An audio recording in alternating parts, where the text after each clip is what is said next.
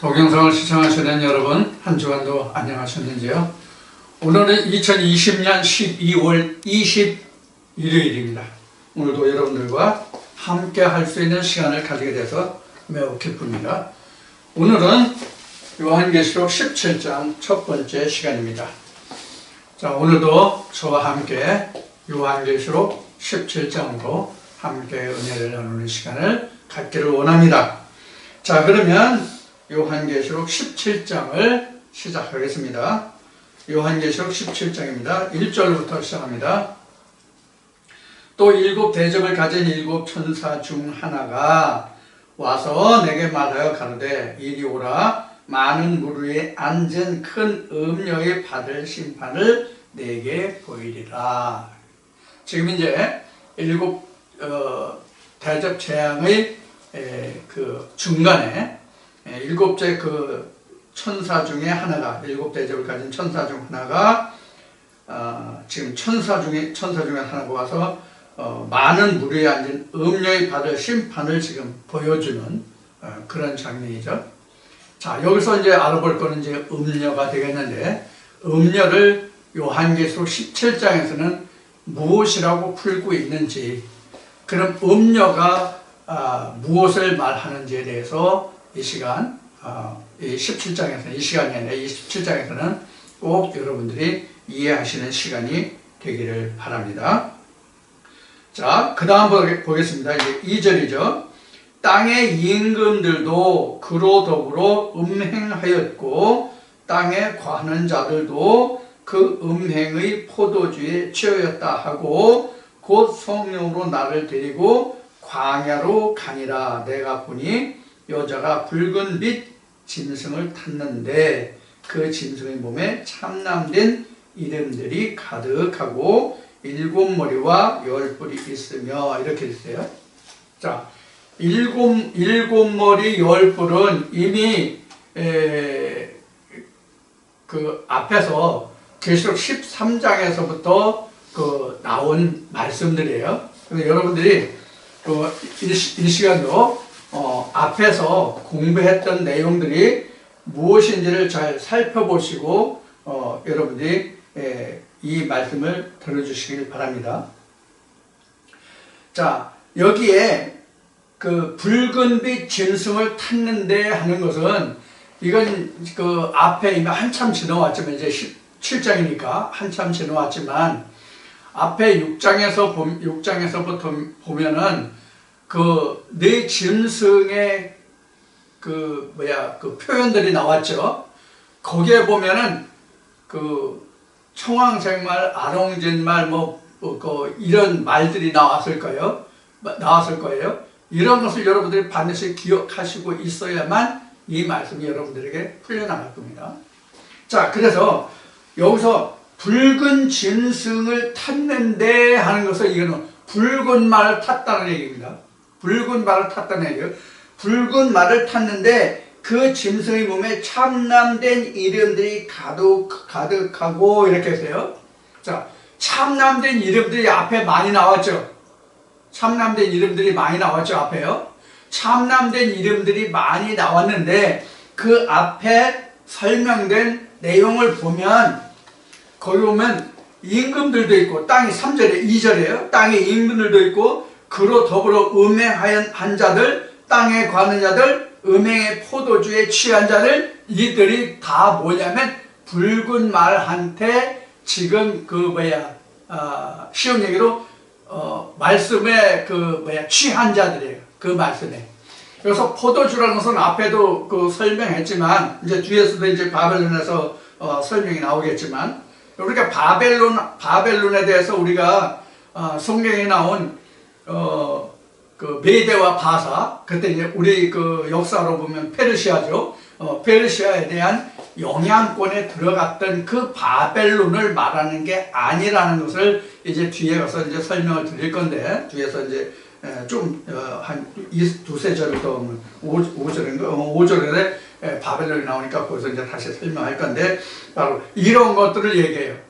이게 바로 뭐냐면 음녀에 앉은 자리예요. 자, 음녀가 무엇인지를 여러분들이 먼저 이해를 하시는 것이 지금 설명하는데, 이 말씀을 이해하는데 도움이 되기 때문에 이것을 먼저 음녀가 무엇인지를 먼저 우리가 알아보고 가자고요.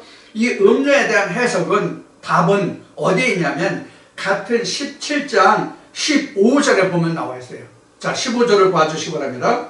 15절 말씀에 보면, 또 천사가 내게 말하되 내가 본 바 음녀에 앉은 물은 백성과 무리와 열국과 방언들이라, 이렇게 되어 있어요.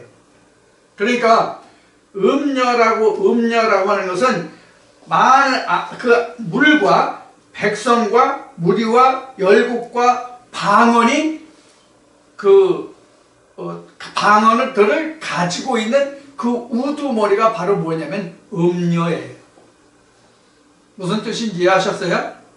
자, 음녀라고 하는 것은 무엇을 가지고 있는 자, 무엇을 다스리는 자, 무엇을 통치하는 자인가 하면 물과, 여기 이제 그냥 물이라고 하는데 앞에 보면 많은 물 나왔어요.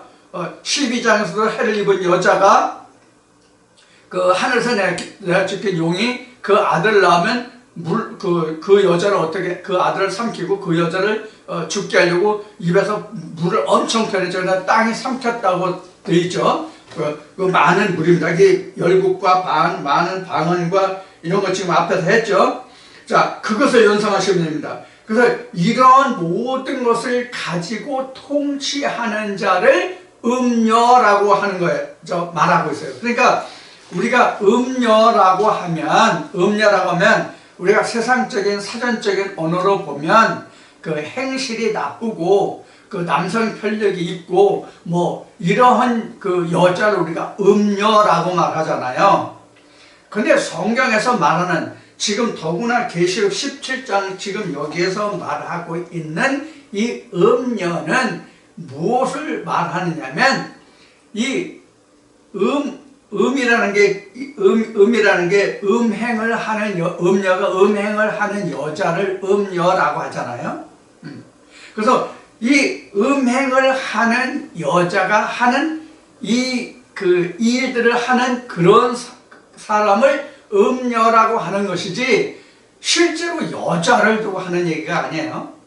그러니까 지금 15절에서 보신 말씀과 같이 물과 백성과 무리와 열국과 방언들을 가지고 혼미하게 하고 그 영혼들을 삼키는 자가 바로 음녀예요. 자, 이제 조금 더 진행하면서 설명을 해 나가기로 하고, 지금 음녀가 뭔가 하는 것을 말씀을 드렸습니다. 그래서 2절을 보면 땅들의 임금들도 그로 더불어 음행하였고, 그러니까 음녀가 음행을 하게 하는 거죠.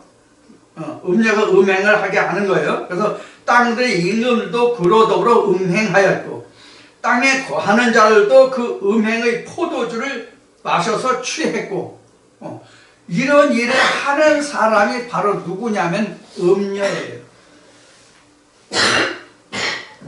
자, 그래서 그 답이 이제 15절만 봤는데 18절에 보면 이렇게, 또 내가 본 바 여자는 땅의 임금들을 다스리는 큰 성이라 하더라. 이게 지금 어디 나오냐면 5절에 나오는 바벨론이에요.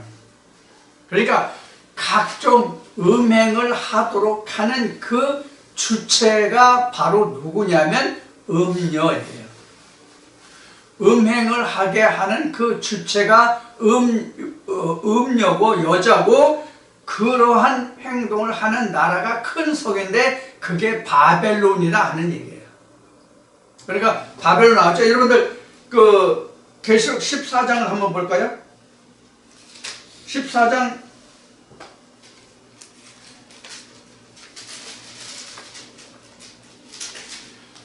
8절을 보자고요. 14장 8절을 보면 이런 말씀이 있을 거예요. 14장 8절. 14장 8절입니다. 또 다른 천사 그 둘째가 그 뒤를 따라 말하되 무너졌도다 큰 성 바벨론이요 모든 나라를 음행으로 인하여 진노의 포도주로 먹이던 자로다 하더라. 이렇게 되죠. 그럼 여기서 말하는 그 바벨론이 뭐예요? 포도주를 먹여서 그 무너뜨리는 자가 바로 바벨론이에요. 그러니까 앞에 모두의 말씀을 드렸듯이 그 구약 시대에 유다를 멸망시키고 유다를 자기네들이 그 식민지로 삼고 유다를 통치했던 그 바벨론이 아니란 말이에요. 그런 바벨론을 얘기하는 게 아니고 지금 진노의 포도주로 많은 영혼들을 죽이는 그 주체, 그런 일을 하고 있는 자가 지금은 영적 바벨론이란 말이에요. 시대적인, 역사적인, 위치적인 그러한 바벨론을 말함이 아니라 계시록은 어느 때든지 언제든지 이와 같이 진노의 포도주로 그 영혼들을 죽이는 일을 하고 있는 그 주체가 바벨론이란 말이에요. 내가 됐든 교회가 됐든 교단이 됐든 세상이 됐든 그러한 일을 하는 그 모든 주체가 곧 바벨론이다 하는 얘기예요.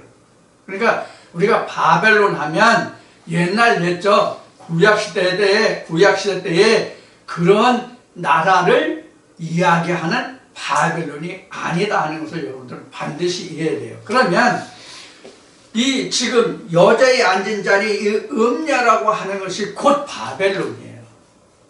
그러니까 내가 어떤 영향을 받아서 하나님의 참된 진리의 길로 나가는 길을 방해하는 것이 있다면 그것이 나에게 있어서는 뭐가 돼요? 바벨론이 되는 거예요. 그런데 사람으로 인해서는 바벨론이 되는 경우가 별로 없어요. 쉬운 얘기로 하면 보이는 것으로 인해서는 우리가 바벨론이 되는 경우가 거의 없어요. 다 이기려고 노력하고 이겨요. 당분간은 잠시는 내가 어렵고 힘든 그런 상황이 처해질지라도 눈에 보이는 것은 내가 이길 수 있는데 진짜 무서운 바벨론이 뭐냐 하면은 지식적인 바벨론이에요.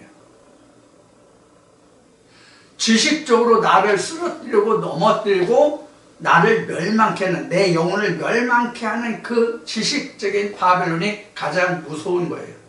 그럼 뭐예요? 영적 바벨론이죠. 영적 바벨론. 그래서 우리가 하나님의 말씀을 말할 때 하나님은 지식과 지혜의 하나님이라고 우리가 말들을 많이 하잖아요. 이 지식과 지혜의 정도의 차이가 우리가 겪어야 할 가장 큰 뭐예요? 바벨론이고 음녀가 되는 거예요. 이게 무서운 거예요. 그러니까 뭐 가정에서, 세상살이에서, 직장 생활에서, 뭐 어떤 학교에서 이런 눈에 보이는 바벨론은 내가 보이니까 내가 대처하고 대응을 할 수 있다니까요. 그러나 지식적인 것은 마치 이런 섬 위에 물이 스며들듯이 천천히 스며들어서 나중에 옷이 흠뻑 젖고 나서야 옷이 젖었네 하는 것을 알게 되는 것과 같이, 그래서 우리 속담에 그렇잖아요. 가랑비에 옷 젖는다, 그런 말이 있잖아요. 처음에는 아무것도 아닌 것 같을지라도 그것이 시간이 지나고 세월이 지나서 그게 누적되고 쌓이면 그것에 대해서 내가 침식당할 수가 있단 말이에요. 이게 지식적이잖아요. 예를 들어보자고요. 지금은 서울에 연탄 떼는 집이 아마 거의 없을 거예요. 혹시 뭐 한두 집 정도 서울 외곽 지역에는 있는지 모르겠어요. 중심부에도 있는지는 모르겠지만. 자, 그런데 제가 60년대 초에 그 학교 다닐 때만 해도, 그 학창시절만 해도 서울에 거의 다 연탄 뗐거든요. 거의 다가 아니라 뭐 99% 연탄 뗐죠. 기름 보일러 있는 집이 진짜 뭐 한두 집 있을까 말까 했을 거예요. 그때 기름 보일러라는 개념이 별로 없을 때니까. 그러면 연탄을 내가 그 깨끗한 옷을 입고 연탄을 나르는, 또는 연탄 공장에 매일 왔다 갔다 해요. 매일 왔다 갔다 해요. 그럼 내 옷에 내가 연탄을 나르지 않고 연탄 공장에서 일하지 않아도 내 옷에 연탄 가루가 묻어 있는 것을 내가 알 때가 있어요. 언제 알아요? 세탁할 때. 마찬가지예요. 이와 같이 우리가 알게 모르게 내 안에 스며오는 하나님의 말씀을 좀먹는 어떤 지식이 있다면 그 좀먹는 지식이 곧 내게는 음료요, 바벨론이에요. 그래서 사도 바울은 이렇게 말하고 있는 거예요. 깨어 정신 차려 근신하여 기도하라. 예수님도 누구 보면서 두릅하고 고름 주어라. 내가 섰다 하면 넘어질까 조심하라. 이루었다 함도 아니고 잡았다 함도 아니고 내가 표땅을 향하여 달려가노라. 나는 십자가에 있어서 매일 죽노라. 이렇게 기도한 거예요. 우리도 마찬가지예요. 내가 언제 어느 때에 어떤 일이 내게 닥칠지 모르잖아요. 그래서 성경은 이렇게 경고하고 있죠. 우리에게 안전하다, 편안하다 할 때 뭐가 임한다고요? 해산이 도적같이 임한다고 했죠. 그 해산이 여자들이 아이를 임신해서 해산하는 그날이 도적같이 온다는 뜻이 아니에요. 그런 뜻이 아니라 내 영적인 하나님의 말씀의 씨로 잉태된 그 아들이 그냥 해산돼 버리는, 즉 내가 죽는, 내 영혼이 죽는 그런 일이 도적같이 임한다는 뜻이에요. 그래서 내가 깨어 있으면 도적이 3경에 들든 4경에 들든 도적이 네가 침입하지 못하리라. 이렇게 예수님이 말씀하신 것이죠. 그래서 우리가 지금 이 음녀에 관해서는 항상 내가 장막을 벗고 아버지의 보좌에 이를 때까지 단 한시라도 게을러지면 안 돼요. 그래서 제가 어제 저녁에 참으로 오래간만에 이런 묵상을 한참 하다 잠자리에 다시 들었어요.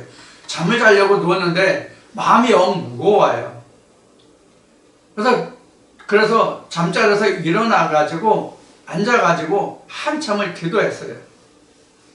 뭐라고? 참으로 지금 나 같은 입장에서, 저와 같은 이런 입장에서 하나님의 말씀을 전한다는 것이 매우 부끄럽습니다.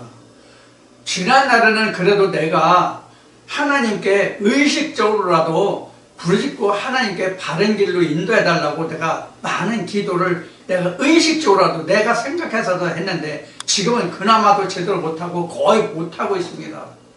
이러한 내가 또 세상적으로도 온전하지 못한 나같이 험과 티가 많은 사람이 하나님의 그 거룩한 말씀을 입에서 전하는 것이 과연 가한 것이냐, 이런 기도가 어제 저녁에 많이 되더라고요.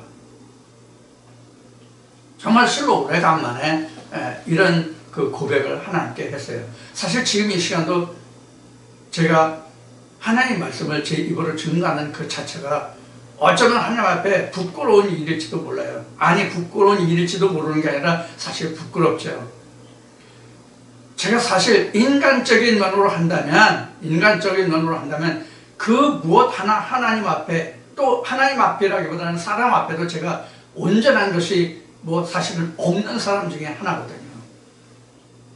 그래서 제가 가끔 이런 얘기를 한 적이 있었죠.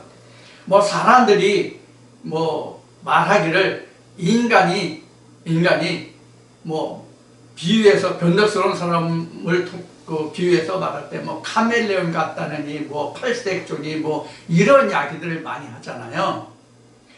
그런 이야기를 예를 들면서 사람이 그런 짐승들을 들어서 인간을 평하는데 사실 인간보다 더 팔색조 얘기를 많이 하는데 인간보다 더 카멜레온보다 더 인간이 카멜레온이나 팔색조보다 더 변덕스럽고 요사스러운 그런 것은 없다. 오죽하면 하나님도 인간 사람 지으심을 후회하시고 어떻게 하셨어요? 노아의 홍수 심판을 인해서 싹 쓸어버렸잖아요. 그리고 하나님 후회하셨잖아요. 사람을 내가 지어서 한탄해서 그런 홍수 심판을 통해서 육체를 다 멸하시고 그 다음에 하신 말씀, 내가 이제는 육체로는 내가 심판하지 않는다는 언약을 노아를 통해서 하시잖아요.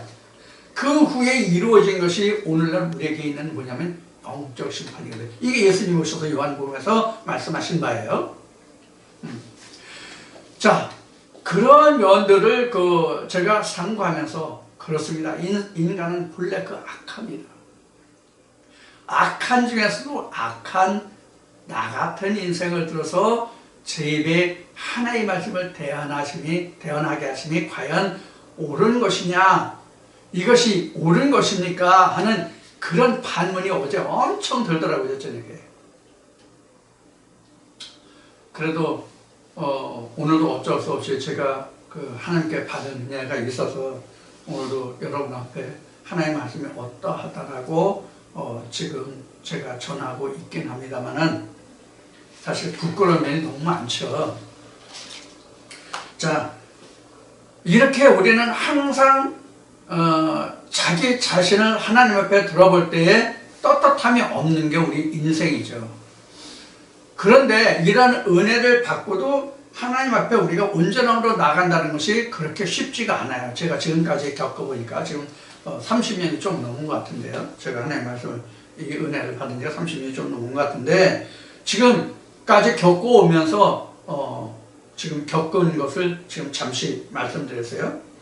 그래서 우리가 지금 17장에서 기록하고 있는 음녀라고 하는 것이, 내가 오늘날 이만한 자리에 왔으니까 내가 어떤 음녀가 올지라도, 어떤 바벨론이 내게 올지라도 나는 거기에 절대로 미혹되고 현혹되지 않고 쓰러지고 넘어지지 않고 나는 실족하지 않을 수 있는 자신이 있다, 이런 게 없는 거죠. 그래서 방금 앞에 사도 바울을 말씀드린 거예요. 저도 사실 지금 처음에 하나님의 은혜를 받고 뜨거웠던 그때에 비하면 저는 지금요 냉동 시베리아 벌판과 같은 그런 마음이에요. 사실 따지고 보면 지금은 그때 그만한 열정이 없거든요. 오죽하면 예수님이 말씀하시기를 인자의 날에 믿는 자를 보겠느냐, 이렇게 말씀하셨겠어요. 그러니까 우리가 갈수록 신앙이 뜨거워질 것 같지만 갈수록 우리 신앙이 점점 식어지고 어려워진다는 것을 제가 말씀드리고자 하는 거예요. 무엇을 봐서? 제 자신을 봐서. 그래서 우리가 항상 말씀에 깨어있지 않으면 안 된다는 것을 이 시간을 통해서 말씀드리면서 말씀을 계속하겠습니다. 자, 그래서 땅의 임금들, 2절이에요. 땅의 임금들, 더불어 음행하는 자, 땅에 거하는 자들, 이 진노의 포도주에 취하게 하는 이런 자가 곧 음녀예요. 그런데 우리가 음녀를요, 지금 말씀드린 것이 바뀌어서 찾으려고는 안 돼요. 바뀌어서 찾으려고 하면 안 되고요. 내 안에 영혼을 보면서 그 음녀가 무엇인지를 보살필 수 있어야 돼요. 내 영혼을 돌아보면서. 자, 우리가 하나님은 전지전능하시고 험과 티가 없다고 그랬죠. 그래서 하나님이 모세를 통해서 예물을 드릴 때도 험결이 없는 것만 하나님께 드릴 수 있었죠. 그 험결이 없다는 뜻이 오늘날은 우리 마음을 사도 바울이 고백한 것 같이 내 몸과 마음을 하나님께 영적 산 제사로 제물로 드리라고 말씀하시잖아요. 그게 우리 육신을, 내 몸과 마음이라는 게 이 육신을 얘기하는 거예요. 사르스를 얘기하는 게 아니라 소마를 얘기하는 거거든요. 그러니까 우리의 그 언어로는 그 번역되기를 내 몸과 마음인데, 이것을 성경적으로는 내 영과 혼이거든요. 혼은 내 것이 각자의 것이고 영은 하나님의 것이잖아요. 이게 레위기 2장 13절에 기록한 소제물이에요. 소제물에는 땅의 소산과 하나님 언약의 소금을 빼지 말라고 그랬죠. 이 언약의 소금이 영이고요, 땅에서 난 것이 내 마음 소마거든요. 소마에 하나님이 영을 보잖아요. 이것이 이제 진전해서 무엇이 되냐면 결국은 이게 11조가 돼요. 자, 그렇게 얘기하면 또 이제 이렇게 이걸 풀어가다 보면 너무 오래 걸리니까 자, 그래서 우리가 하나님께 몸과 마음을 드린다는 것이 이 사르스, 이 살덩어리, 고깃덩어리를 드리는 것이 아니라 소마, 마음과 하나님이 내 마음에 심어놓으신 영을 드리는 게 영적 산제사예요. 네 몸과 마음을 하나님께 산제사로 드려라 하는 것이 바로 그런 뜻이거든요.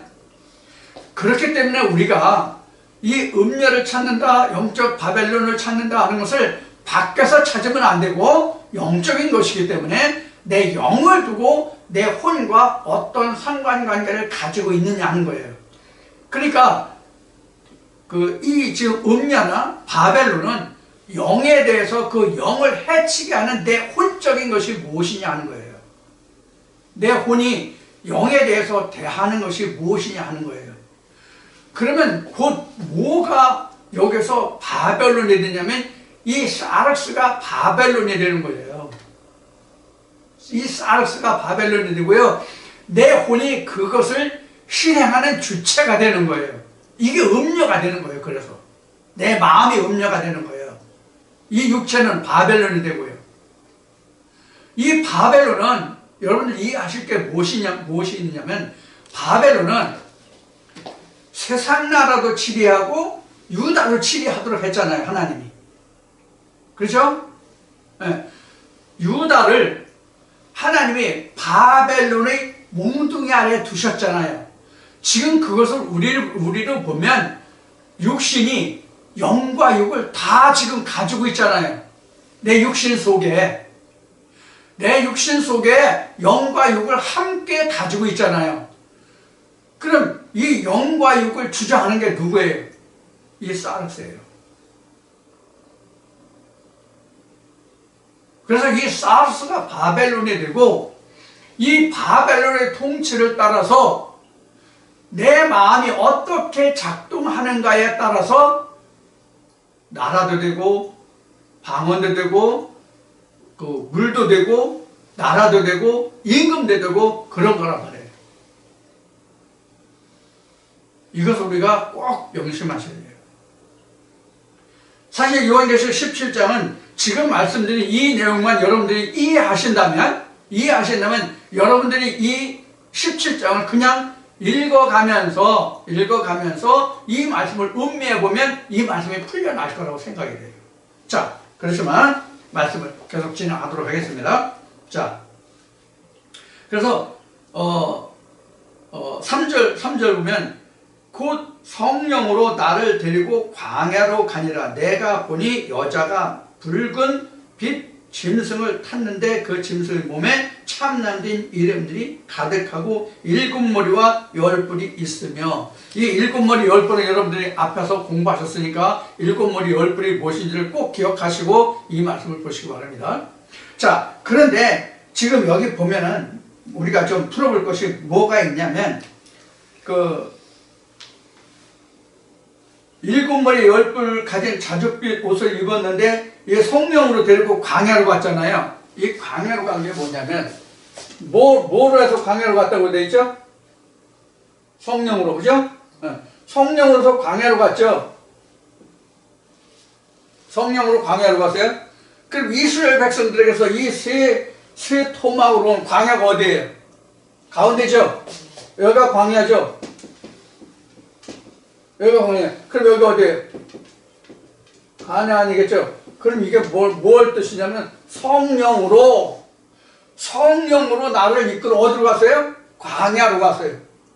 이 광야가 바로 뭐라고 그랬어요? 뭐라고 그랬어요? 소마. 내 마음을 들여다보게 한 거예요. 제가 조금 전에 뭘 말씀드렸어요? 바벨론과 임금들과 물과 방언과 그 백성들을 뭐라고 말씀드렸어요? 이거라고 말씀드렸죠? 아니에요? 소마 우리 마음이라고 혼이라고 말씀드렸잖아요. 성령으로 이끌어서 나를 보게 하셨단 말이에요. 성령으로 이끌어서 내 마음을 보게 하셔야 하는 거예요. 여기서 다시 지난번에 했던 말씀을 상고해 보자고요. 성경이 뭐라고 말씀드렸어요? 기억하십니까? 지난주에 성경이 뭐라고 그랬어요? 나에 관한 기록이다. 성경이 나 하나에 대해서 기록한 것이다 라고 말씀을 드렸죠. 그래서 이 성경은 곧 한 사람을 말한 것이다. 한 사람. 이렇게 써야지.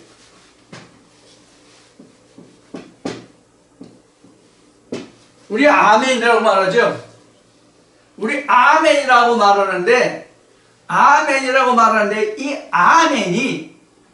아멘이 어떤 뜻일 것 같습니까?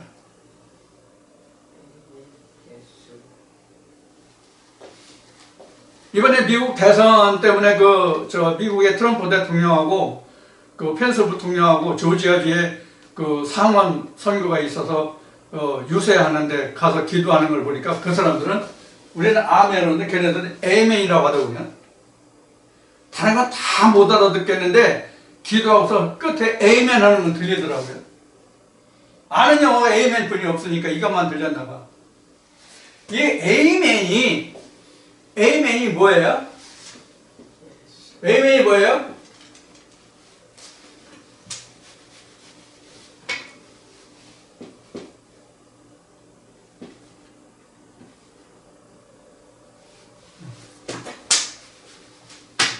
이걸 워낙 잘 알아가지고 트루스죠? 진실 참이란 말이에요. 진실 참에도 성경 우리 요한복음 보면 아멘 아멘이라는 말이 나오죠. 이게 트루스예요. 트루스예요. 이 트루스가 뭐예요?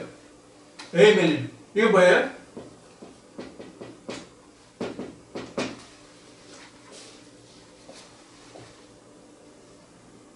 이런 뜻이에요.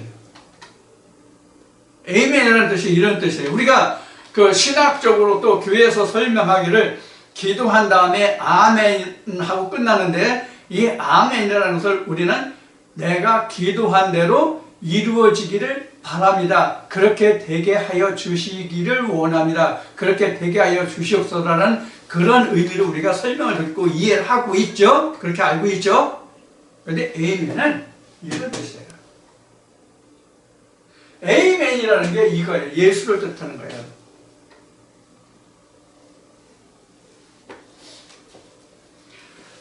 자, 그래서 지금 여기 성령으로 사도 요한을 이끌어서 광야로 지금 보냈어요. 근데 광야에 뭐가 있어요? 붉은 옷 입은 자가 있잖아요. 그렇죠?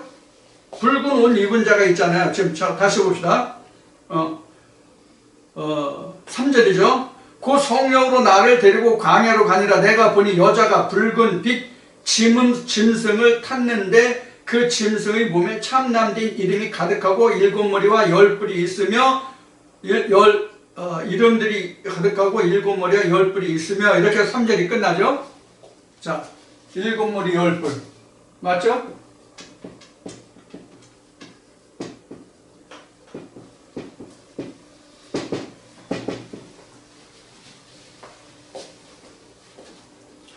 자, 이 일곱 머리 10뿔은 이게 아마 13장에 아마 이미 나왔을 거예요. 13장에 13장에 이미 나왔는데 이제 이거 뒤에 설명이 나오니까 읽으면서 그냥 합시다. 자꾸 복잡하게 할 거 없이.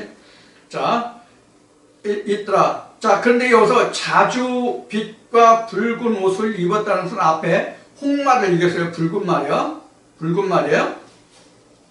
자, 4절이에요. 그 여자는 자줏빛과 붉은 빛 옷을 입고 금과 보석과 진주로 꾸미고 손에 금잔을 가졌는데 가증한 물건과 그의 음행의 더러운 것들이 가득하더라 그랬어요. 자, 그러면 여기서 금과 보석과 진주로 꾸몄다는 것은 우리로 보면 뭐라고 이걸 해야 되나? 단장이라고 해야 되나? 단장했다고 말을 할 수가 있죠. 단장했다고 말할 수가 있는데 이것이 우리가 누가복음에서 보면은 부자와 거지 나사로로 보면은 무엇과 같으냐면 세상의 믿음으로 활에게 꾸민 자를 말하는 거예요. 부자와 거지 나사로에서 실제 부자가 아니라, 그래서 일반적으로 일반 신학적으로는 교회마다 이 말씀을 전할 때 부자와 거지 나사로 할 때 세상의 부자는 천국에 못 가고 세상에 가난한 사람이 천국에 간다. 그러니까 있는 사람은 다 퍼져서 교회 헌금해서 가난한 자가 되라, 이런 식으로 말하는 사람이 있는지 없는지 모르겠는데 여하튼 세상의 부자로 보고 세상의 가난한 자로 보잖아요. 그런 뜻이 아니란 말이에요. 그런 뜻이 아니라 믿음으로 스스로 부유하다고 하는 자가 부자예요. 나는 스스로 믿음이 부유하다고, 풍성하다고, 내가 온전한 믿음에 거하고 있다고 하는 자가 부유한 자예요. 거지는 하나님 앞에 내가 벌거벗은 자다 하는 얘기예요. 그게 바로 거지예요. 자, 그런데 누가복음의 말씀을 보면은 부자는 매일 세상으로 연락한다고 되어 있죠. 그럼 세상으로 연락한다는 뜻이 세상으로 뭐 어떤 술 먹고 뭐 기생 파티에 뭐 주색 잡기라는 그런 그 세상에 연락을 한다는 뜻이 아니에요. 나는 믿음이 풍성하고 이만큼 하면 됐기 때문에 나만한 사람 나와봐라, 이런 자고하고 교만한 자가 바로 부자예요. 우리가 일반적으로 교회 요사이는 유튜브를 통해서 대부분의 저 같은 사람도 유튜브에 지금 동영상을 올리고 있지만, 웬만한 교회에서는 실시간 방송도 하고 많은 매체들 통해서 큰 방송 매체를 가지고 하는 교회들이 많이 있죠. 그래서 엄청난 양의 뭐가 쏟아져요? 예배 설교가 쏟아져 나와요. 매주. 하긴 지금 얘기했듯이 저 같은 사람도 이 동영상을 내고 있으니 저보다 난 사람들이 얼마나 세상에 많습니까? 저는 세상 사람들 앞에 티끌만큼이라도 눈곱만큼이라도 내놓을 만한 게 자랑할 만한 게 없는 사람인데도 하는데 다른 사람들이 어떠하겠냐고요. 저 엄청난 지금 말씀들이 쏟아져 나오고 있잖아요. 그럼 그분들의 그 모든 교회에서 천국이 없다 하는 데 있어요? 하나님 모른다는 목사 있어요? 없죠? 다 하나님 모르는 자 없어요. 다 하나님 모르는 자 없고 자기가 말하는 거 틀리다고 하는 자 없어요. 저도 그 중에 하나지만. 그러면 이렇게 무수한 것 중에서 무수한 많은 말씀과 말씀들이 바로 뭐냐면 많은 물이에요. 물이에요, 물. 하나님의 말씀이 물이라고 그랬잖아요. 하나님의 물의 근원이라고 했잖아요. 에레미야 2장 17장에서 나는 생수의 근원이라고 말씀하셨잖아요. 그래서 이 물을 차지했다고 하는 것은 바로 그 말씀 위에 있다, 그런 얘기거든요. 그래서 세상에 그렇게 많아요. 이러한 자들이 바로 뭐냐면 자줏빛과 붉은 빛과 금잔과 보석으로 꾸민 자들이에요. 이게 다 뭐예요? 보석은 뭐죠? 보석 우리가 앞에서 7장에서 또 했고 뒤에 또 나오겠지만, 그 보석이 뭘 얘기했어요? 보석이 천국의 12문과 기둥과 이것을 대표하는 것이 12보석이 나왔죠. 그 보석들이에요. 나는 이만한 하나의 말씀으로 내가 갖추어져 있다 하는 거예요. 그런데 뭐예요?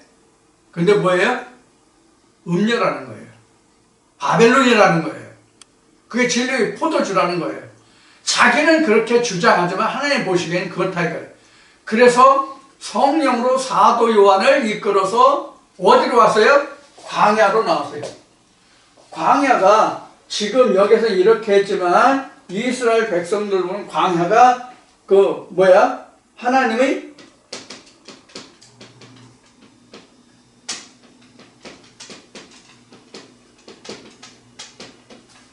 계명을 받은 장소죠. 광야가. 이스라엘 백성들이 애굽에서 하나님의 계명을 받은 게 아니잖아요. 물론 계명을 받은 건 모세지만 모세가 하나님의 계명을 받아서 이스라엘 백성들에게 하나님의 말씀이 이러이러하다고 전해주었지만 이 광야가 이스라엘 백성들의 과정으로 보면 하나님의 계명을 수여받은 장소잖아요. 그럼 오늘날도 우리 각자에게 하나님의 계명을 수여받는 장소가 광야예요. 그럼 우리가 실제로 하나님의 말씀을 받는 장소가 어디예요? 우리 마음 속하잖아요. 그렇죠? 그래서 우리 마음이 현재 하나님의 말씀을 받는 장소 곧 광야, 이게 붉은 옷을 입고 있으면 안 되잖아요. 지금 무엇을 하고 있죠? 지금 14장 이후로 무엇을 하고 있다고 그랬죠? 전쟁을 하고 있다고 그랬어요. 심판하고 있다고 그랬어요. 하나님의 참 것이 내게 오매 거짓 것을 드러내어 내 빼는 역할, 나는 죽고 그는 흥하는 일, 즉 소마에 하나님 영을 심는 일을 하고 있다고 말씀드렸죠. 이게 어디 가서 끝난다고 그랬어요? 20장에 가서 끝난다고 그랬죠. 20장 3절까지 가야 끝나요. 2절인가 3절까지 가야 끝나요. 이런 모든 일곱 머리 열 뿔 가진 이런 옛뱀 마귀 사단을 옥에 가두는, 무적에게 가두어야만 이 일이 끝나요. 그 과정이 지금 17장에 와 있는 거예요. 17장에. 그러니까 지금 앞에서 일곱 대접의 재앙이 어떤 과정을 알았어요? 이것이 일곱 재앙이 끝나면 이제 앞으로 재앙이 없다고, 이게 마지막 재앙이라고 그랬죠. 즉 마지막 심판이라는 거예요. 그러니까 지금 전쟁의 어디로 가고 있어요? 전쟁의 절정으로 가고 있는 거예요. 그러니까 여기에 지금 하나님이 말씀하신 창세기로 돌아가 보면, 창세기 몇 장이에요? 창세기 12장부터 누구의 역사예요? 아브람, 뒤에 아브라함이 되죠. 아브라함의 역사가 기록되잖아요. 아브라함의 역사가 기록되는데 이때 하나님이 아브라함에게 말씀하실 때 뭐하라고 말씀하시냐면, 아브라함 때, 아브라함의 할례 받기 전에 하나님 뭐라고 말씀하시냐면, 가나안 땅을 분명히 내가 내게 줄 터인데 너 당대에 주는 것이 아니라 4대 후에 주겠다. 그 이유가 뭐라고 그랬어요? 아직까지 가나안 땅에 죄악이 뭐하지 않았다? 관영치 아니했다. 이렇게 했어요. 자, 그래서 이 죄가 관영하지 않았다는 뜻이 무엇인지를 말씀을 드렸죠. 죄가 관영하지 않았다는 뜻은 무엇을 말하는가 하면, 아브라함이 아직 하나님 앞에 자기 자신이 무엇인지를 드러나지 않았을 때예요. 내가 하나님 앞에 나의 존재가 무엇인지를 알지 못할 때예요. 이것을 창세기 다시 거슬러서 더 앞으로 가면 창세기 2장에서 하나님이 아담의 코에 생기를 불어넣으시고 그가 거할 초소를 예비하셨는데 그게 어디예요? 에덴이었죠. 에덴 동산을 건설하시고 아담이 혼자 있는 것이 하나님 보시기에 안 좋아가지고 그 배필을 지으셨어요. 같이 있게 하셨죠. 자, 그래서 에덴이 만들어졌어요. 그리고 그 배필도 있어요.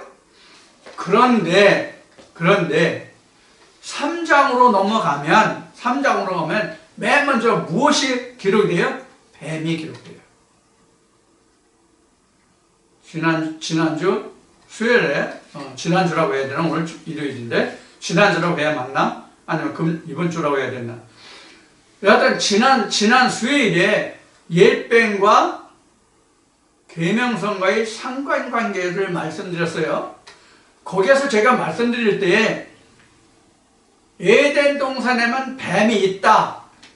이렇게 말씀을 드렸어요. 그러면 실제 에덴 동산에만 뱀이 있을까요? 아니에요. 뱀은 뭐라고 표현해요, 원래? 옛뱀이죠. 그냥 뱀이 아니죠. 창세기는 뱀이 가장 간결하고 되어 있지만 이 뱀이라고 하는 것은 뒤에 오면 특히 계시록은 옛뱀 이렇게 나오죠. 옛뱀이 뭐냐면 창세기 3장 이전에도 있었단 말이에요. 모든 생물이 다 지어지는 게 언제예요? 창세기 1장에서 다 지어지잖아요. 창세기 1장에서 다 지어지잖아요. 사람까지 창세기 1장에서 다 지어지잖아요. 그런데 뭐만 안 지어져요? 뭐만 안 지어져요? 하나님의 형상을 온전히 닮은 에이멘. 예수가 아직 안 지어졌어요.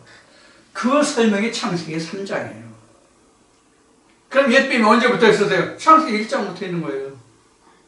그럼 창세기 1장은 그냥 나왔어요? 창세기 1장은 그냥 나온 게 아니라 여긴 그리지 않았지만 요 부분이 있기 때문에 옛뱀이 나온 거거든요. 뱀이 여기서부터 여기까지 온다고요.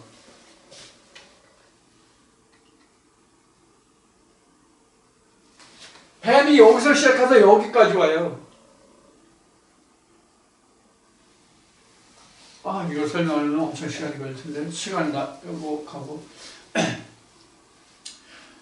옛뱀이 여기서부터 같이 따라오는데 이 뱀이라는 존재를 내가 인식하고 깨닫는 게 여기 왔을 때 깨닫는다는 얘기예요. 그래서 이게 창세기 1장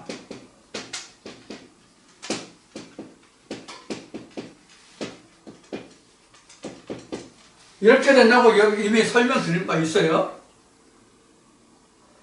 지금 이 상태가 여기까지 쫓아오는 이것이 바로 뭐냐면 음녀요 바벨론이에요.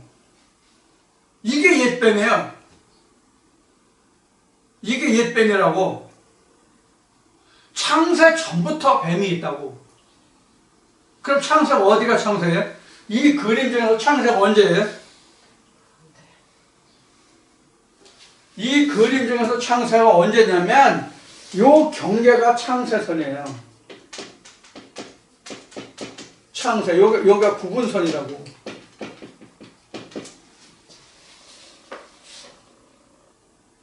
창세가 언제가 되죠?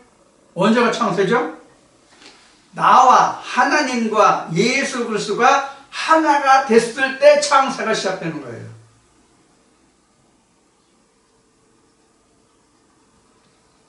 그러니까 이 세 개가 함께 있을 때 창세가 되는 거예요. 이게 나죠? 그렇죠? 여기가 어디예요? 여기가 예수죠? 여기가 하나님이죠? 이렇게 봐야 되죠? 그렇죠? 하나님 안에 예수가 있잖아요. 요 둘이 내게 오잖아요. 그래서 예수님이 그러잖아요. 아버지가 내 안에, 내가 아버지 안에, 내가 너희 안에 이렇게 되잖아요. 요한복음에서. 그래서 이 셋이 하나예요. 그래서 이게 하나란 말이에요. 근데 나를 뜯어보면 이렇게 된단 말이에요. 나를 뜯어보면. 성전 모습을 이렇게 보여주신 거잖아요. 이것을 나를 뜯어본 거고 이스라엘 백성들이 애굽에서 탈출해서 출애굽해서 광야까지 가는 이런 노정을 우리에게 보여주신 거란 말이에요. 자, 그러면 지금 평면도 이 그림에서 보았을 때 지금 하나님이 성령으로 사도연을 이끌어서 광야로 나가서 뭘 보게 하셨어요? 음녀를 보게 하신 거죠. 음녀. 그럼 음녀가 누구예요? 내 마음에 있는 그동안 있었던 하나님의 말씀이 와서 그동안 내게 있었던 하나님의 것이 아닌 그 모든 것들이 바로 지금 현재 여기에서는 음녀로 나온 거예요. 이해가 되셨어요? 자, 근데 그 음녀도 무엇이든 금과 보석과 이런 것으로 꾸몄단 말이에요. 즉 하나님의 성전의 모습으로 꾸미려고 돼 있었다는 얘기예요. 그렇지 않은가요? 설명드릴게요. 우리가 하나님의 참 것이 오기 전까지는 그동안 내가 신앙생활을 하면서 받았던 모든 지식이 하나님의 성전으로 만들어져 있었잖아요. 그것을 하나님의 나라라고 생각했단 말이에요. 그러나 하나님의 참 것이 와서 들여다보니까 어때요? 아니란 얘기예요. 나를, 소마를 피우뉴마로 만들었는데 소마를 오히려 영적인 것이 아니라 세상적인 것으로 만드는 것이 되었더라 하는 이야기가 바로 음녀예요. 우리는 이것을 세상적으로는 심판, 세상적으로는 재앙으로 알고 있는데 그것이 아니라 내 영혼을 깨끗하게 하는, 내 영혼을 온전케 하는 일들이란 말이에요. 그러니까 우리가 그 신학적으로 쓰는 용어가 지금 생각나서 한번 써볼게요.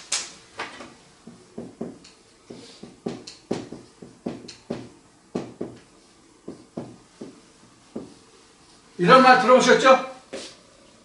성전 정화 이런 얘기 들어보셨죠? 교회 다니실 때 저도 들어봤으니까 여러분들도 들어보셨겠죠? 자, 성전 정화 이렇게 이야기하죠? 이게 바로 성전 정화예요. 어디가 성전이에요? 여기가 성전이죠?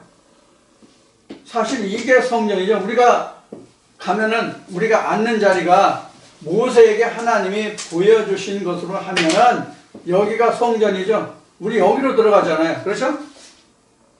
하나님의 말씀을 받으러 여기 아니라 여기 떡상도 있고 떡상이 2개가 있고 그 다음에 여기 그 등대도 있고 향대도 있고 여기 이렇게 다 있잖아요. 여기서 우리가 말씀을 듣잖아요. 그렇죠? 그러니까 우리가 성전이라고 하는 부분이 이 부분이거든요. 이게 우리 마음이란 말이에요. 지금은 내 마음 성전 삼고 주께서 계시는 우리 찬송 많이 했죠? 네. 근데 왜 그런지를 모르죠. 왜 그런지를 모르죠. 자, 이런 부분을 두고 이야기하는 거예요. 자, 그래서 우리가 지금 성령으로 나를 이끌어서 광야로 데리고 갔다고 하는 얘기는 우리가 옛날 옛적에 사도 요한이 반모섬에서 하나님이 사도 요한을 광야로 이끌고 갔다는 얘기가 아니에요. 그러면 성령으로 이끌어서 가가지고 그럼 사도 요한이 지금 어디 있어요? 그럼 사도 요한은 어디 있어요? 광야에 있죠? 그렇죠? 몸이 와 있어요? 성령으로. 그러니까 성령으로 하라고 하는 것은 하나님이 영이 내게 보여주신 것이라는 뜻이 되죠. 하나님이 내게 보여주신 것이라는 뜻이 성령으로 나를 이끌어라는 얘기예요. 우리가 다니엘서를 보시면 다니엘이 이런 얘기를 하죠. 나는 어디에 있었는데 하나님의 성령으로 나를 이끌어 예루살렘을 보게 하셨다는 말씀이 많이 나와요. 바로 이게 성령으로 이끌었다는 얘기예요. 그러니까 하나님의 말씀으로 이 상을 보았다 그런 얘기와 같죠. 이걸 우리는 계시다 이렇게 얘기도 하는 부분이고요. 자, 이렇게 지금 여기서 설명을 하고 있어요. 자, 이제 시간이 너무 길어지면 여러분들이 불명을 보시는데 지루하실 텐데 좀 시간이 길어서므로 좀 쉬었다가 하겠습니다. 잠시 후에 하겠습니다.